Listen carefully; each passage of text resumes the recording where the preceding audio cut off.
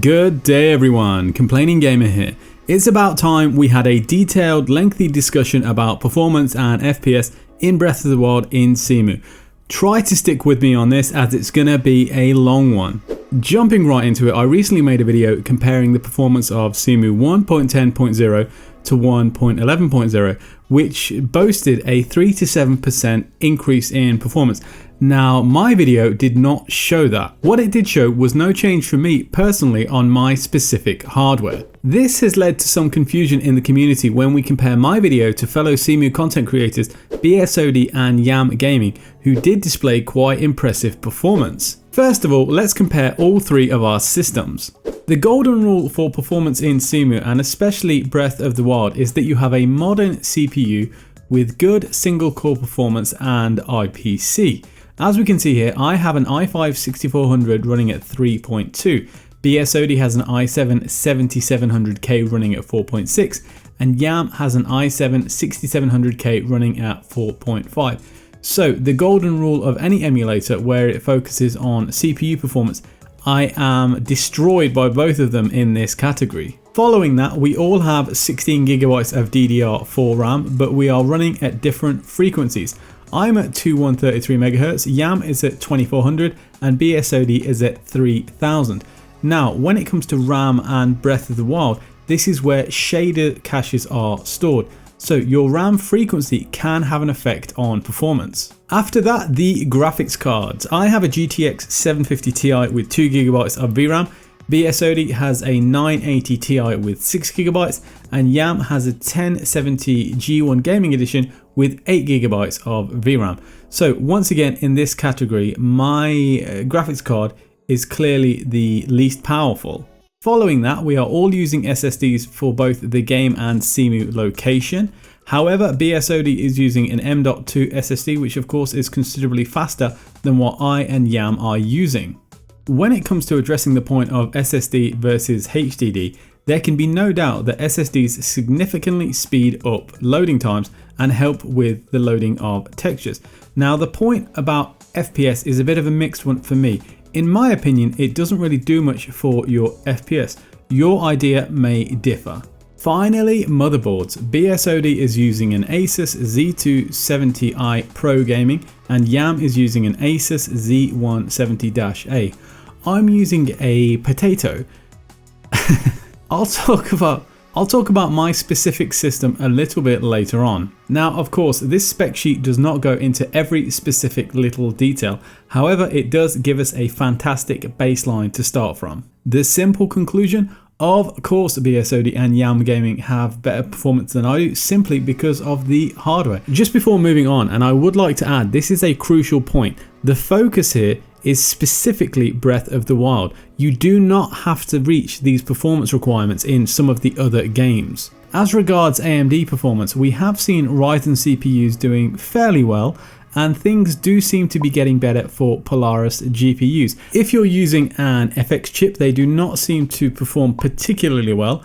On the other hand, the future does seem bright for Intel HD GPUs. For now, it does seem that Intel CPUs still have the edge, especially in single core performance. Now, for those of you who say that graphic packs have no effect on performance, this is objectively false. The reason being that Cemu utilizes your graphics card when using graphic packs. I would like to add that I've done a considerable amount of exhaustive testing, and if you would allow me to be Captain Obvious for a moment, let's go back to basics. When it comes to graphic packs, it's important to remember the simple points. The higher the resolution with the higher the frame rate, the more demanding it will be. If you're using higher resolutions, higher quality shadows or reflections, that will have an impact on your performance, especially the higher the resolution you go. Naturally, the effect of the impact is related to the quality of the hardware.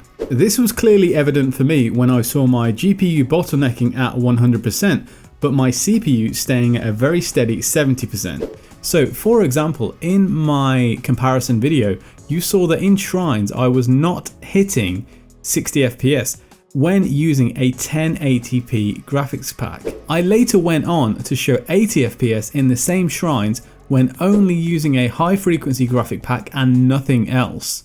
Of course, this particular scenario does not apply to higher end GPUs. Something that I found particularly interesting, however, was that when using my standard settings across the board, which were the RDTSC timer, GX2 on and GPU buffer cache accuracy on low, my GPU was not actually hitting 100% until I turned GX2 off. So this made me consider, why am I not seeing 100% GPU utilization, nor am I hitting 60 FPS using the FPS++ pack? The full sync at GX2 drawdown feature found within options and experimental in Cemu fixes the GPU-CPU sync, therefore providing accurate emulation at the potential cost of some FPS without actually putting more load on the CPU. Here's what developer XApp had to say. It doesn't add any load at all. What can happen is that you lose FPS because the CPU spends more time waiting for something on the GPU to finish. Ultimately, it depends on the hardware. If you want correct emulation, you turn it on. Wii U behaves like this as well. If you prefer performance over minor gameplay and graphic bugs, you can turn it off. For those of you who aren't familiar with the bugs when GX2 is turned off, typically it relates to enemy AI basically standing still and looking frozen.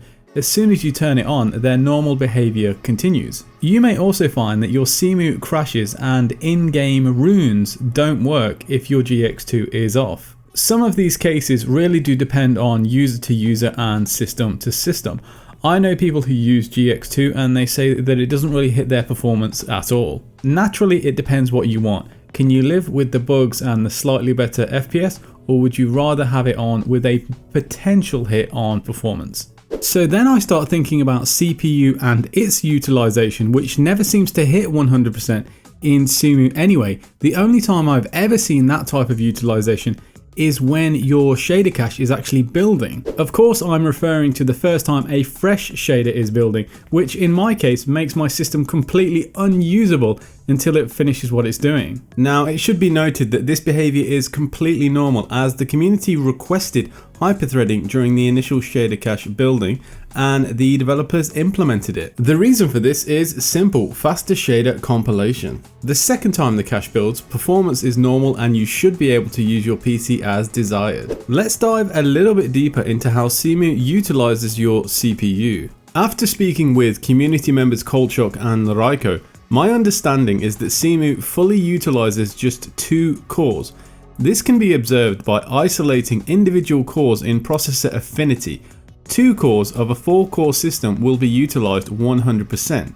Activating the 3rd and 4th will see the utilization spread across all 4 cores to the equivalency of 2 cores at maximum. This means that individual core high clock speeds are more important than multi-threaded performance.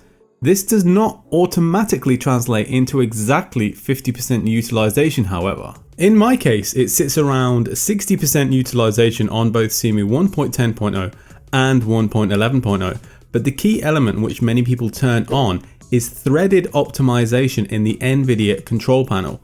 For me, this increases CPU utilization by roughly 10%, bringing overall Cemu CPU utilization to 70% and should provide at least a slight boost in performance. Here I'm displaying my results in the rather basic Windows Task Manager, but it gets the job done. Of course, the obvious advantage of a multi-core system in this scenario is that the cores can share the load of multiple operations. If you only have a dual core system and both of those cores are running at 100%, this is not going to be a fun experience. Given the importance of single core performance in Cemu, I highly recommend that you check out my video which covers how to benchmark your CPU with the goal of 30 FPS in most areas. Given that Cemu utilizes 2 cores, we can do some basic, if not slightly inaccurate, utilization division. A 2-core system will run at 100%, a 4-core 50%, an 8-core 25%, and so on. Now, you may be wondering, why is Cemu designed this way? Well, there's a few different ways that we can approach this. The first could be initial developer decision. The second could simply be the limitation of emulation. Game code that is designed to run on a certain number of cores can't just easily be split over more cores. I reached out to lead Cemu developer XApp to learn more about how Cemu utilizes the CPU. He shared some quite interesting insights. He said it's almost 100% on 2 cores. In reality, one core is always the bottleneck and runs at 100%, while the other one will be close to 100%. And yeah, if you have more cores, then in Task Manager, it appears as a 2-core load distributed across all cores. I asked about the possibility of using more cores for more performance. XApp said, currently we use 1 core to emulate the 3-core PPC processor inside the Wii U.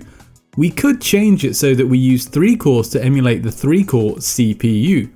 Cemu would end up using 4 cores, 3 for PPC CPU emulation and 1 for GPU emulation, rather than 3 as you suggested. It's a bit more complicated than that, but that's the gist. Why aren't we doing it yet? Not many games utilize the extra cores. In fact, the additional overhead would end up reducing performance in a lot of games. On top of that, stability would take a nosedive unless we had months to iron out all the bugs. It's still planned for the far future, but there are currently easier ways to boost performance, namely good old code optimization. On the topic of threads that Cemu spawns, XApp said 1 for CPU emulation and audio, 1 for GPU command processor emulation, 1 for file operations, and if you are on NVIDIA, then the driver also spawns another thread. As a final note on the subject, I would like to say that if you're not aware, Cemu actually has a CPU priority set to above normal. Now, some people say that they've seen advantages to setting it to real time, and some people have seen benefits of setting it to low.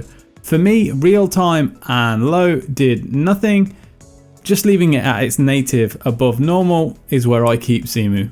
It is important to remember that these numbers reflect my personal results and I do not represent the whole community. To talk about some additional factors which people believe have improved performance recently, we have the Windows 10 Fall Creators Update, which is 17.09. Now I have this and I have game mode turned off, and I also have the latest NVIDIA drivers. Now when it comes to the Fall Creators Update, once again we saw in other videos that some people did benefit from it. I personally didn't see any change really using the Fall Creators Update. However, if you have the most up-to-date NVIDIA drivers, for example, I was using 388.00, and this has been a feature of the last few drivers that have released, and that is reduced RAM. Now this is a guaranteed fact for just about everyone. If you have the most up-to-date drivers, you will see a significant decrease in RAM usage. And of course, RAM is where our shaders are stored, which once again comes back to the argument of your RAM speed can have an effect on your performance. So whenever you look at my specs, this is definitely something to consider. My single core CPU performance versus yours. Also, I have the game and Cemu on an SSD, which of course has an effect on loading times. To make sure that I was getting the most out of my system and Cemu, I was not running any other applications, so everything was shut down and it was just Cemu. However, I was using Fraps to capture the FPS, and I was using NVIDIA Shadowplay to capture the screen. I was playing on the US version of the game 1.3.0 plus DLC, and of course, as always, something that's very crucial is a complete shader cache. Now you need this to eliminate or at least lessen the stuttering, so a shader cache is vitally important. A detail that you must be aware of is full screen optimizations. Now this should help you with visuals, and for some of you this will also help with FPS. If you suddenly find that when you go full screen your FPS randomly drops, this should really help with that. On the topic of timers, they are designed to improve emulation accuracy. Now Cemu's RDTSC timer, you don't have to use it. What you can do is download and install Cemu Hook, which has its own timers. It has a QPC and an RDTSC timer. Now generally what happens is when you activate the Cemu Hook timers, they should override the Cemu timers. However, keeping the RDTSC timer on in Cemu itself should have an effect on sound. The creator of Cemu 1.11.0, he personally recommends using QPC. Another setting which you can change is timer accuracy to 1ms, which is related to the operating system scheduler. Your system may do this automatically already, in which case you'll see no change. If you find yourself stuttering and skipping when gliding in Breath of the Wild, particularly when using FPS++, you should consider turning off the RDTSC timer in Cemu and using the ones provided by Cemu Hook and see if that helps your situation. When it comes to graphic packs, the general belief is that they don't impact performance, but that's not entirely accurate. For example, if you're using higher resolutions, higher quality shadows or reflections, that will have an impact on your performance, especially the higher the resolution you go. Naturally, the effect of the impact is related to the quality of the hardware. Here, the packs I was using were a 1920 by 1080 resolution pack, clarity for improved visuals, and FPS++ for performance, which of course has a limit of 60 FPS unless changed, and the LWZX crash fix, which comes courtesy of Cemu Hook. They were taken from version 309 from the community graphic packs, and all values were left at default. It's important that you should check the graphic pack website daily because they are updated regularly. Over these past months, we really have seen some huge performance increases in Breath of the Wild, and it's very nice to see. Of course, recently, as I said, we had that 3 to 7% boost in Cemu, which some people saw, some people didn't. Some people's performance decreased, some people saw a 20% boost. It really depends on your individual situation, and that's what makes performance recommendations so difficult. The specs that I have, what they offer is an alternative view of a moderate system and not an absolute beast. So it gives you that middle ground of what kind of performance you should expect. Of course, we all love to watch the 7700Ks with the 1080 Ti's. However, not everyone has that kind of system. And in my opinion, it can lead to unrealistic expectations if your hardware is much lower than that. If you made it all the way through the video, then congratulations, I didn't bore you to death. Hopefully you learned something and this was a little bit educational. I would like to confess that I'm far from the oracle on this subject, but I did my best to provide accurate information to the best of my knowledge. If you have any additions, corrections, agreements, disagreements, please feel free to comment down below. This video took me far too long to make, so please excuse the delay in content the past few days. If you enjoy what I do over here on the Complaining Gamer channel and you want to support my content, please feel free to leave that thumbs up before you go. And you really enjoy the in-depth content, maybe consider subscribing. Thank you for watching, take care, have an awesome day, and I'll see you very soon.